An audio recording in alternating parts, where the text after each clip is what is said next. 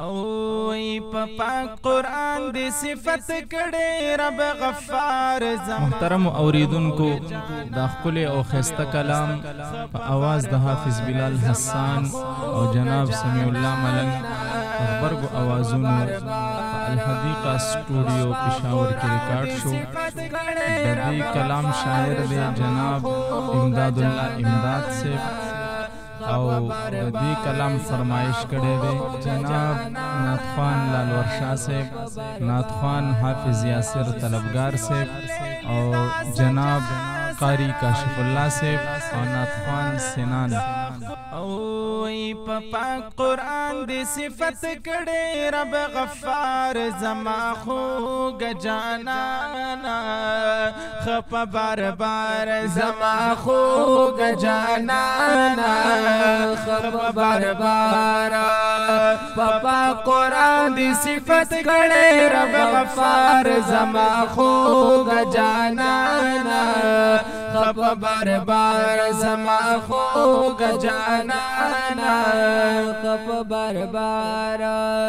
زلفی واللیل ذا سجا سرا داخ كل مخد والضحى سرا. او زلفی واللیل ذا سجا سرا داخ كل مخد والضحى سرا داخ كل مخد والضحى سرا. سمر مزکڑی چستائی دکر دگار زما خوگ جانانا خپ بار بار زما خوگ جانانا خپ بار بار. پاپا قرآن دی صفت کڑے رب غفار زما خوگ جانانا خپ بار بار خوگ جانانا خپ بار بار.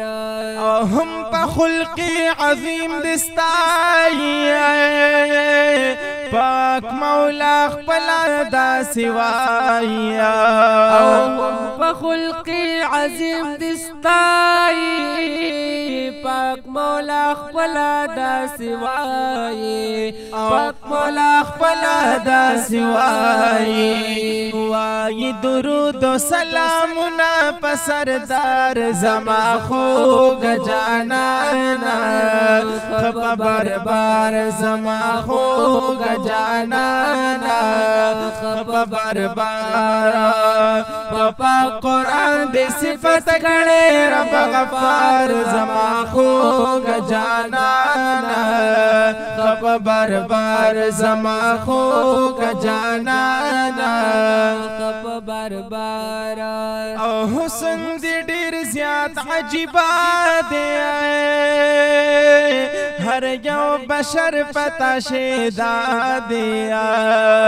او حسن دی ډیر زیات عجیبا دی هر یو بشر پتا شیدا دی هر یو بشر پتا شیدا دی. و شغلی دی خیجی د خیستا خکلی رخسار زما خوگ جانانا خپ بار بار زما خوگ جانانا خپ بار بار.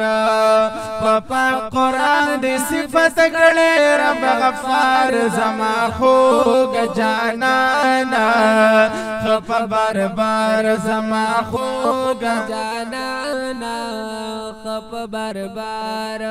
او هر غلمان دی انتظار کړی سوک چلتا نخپل زنزار کړی. او هر علمان انتظار کړی سوک چلتا نخپل زنزار کی و سوک چلتا نخپل زنزار کی. پا طریقو باندې چې ځان دکړي سنگار زما خوگ جانانا خپ بار بار زما خوگ جانانا خپ بار بار.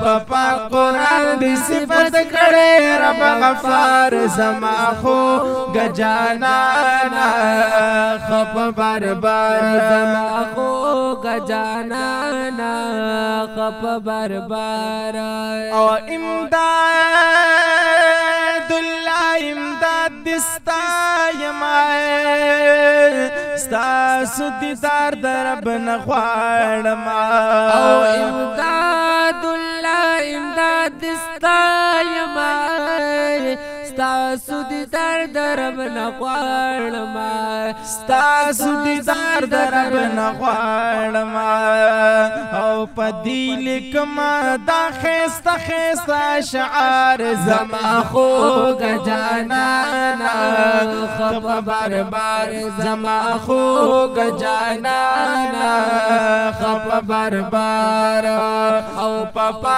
قرآن دی صفت کړي رب غفار زما خوږ جانانا خپ بار بار زما خوږ جانانا خپ بار بار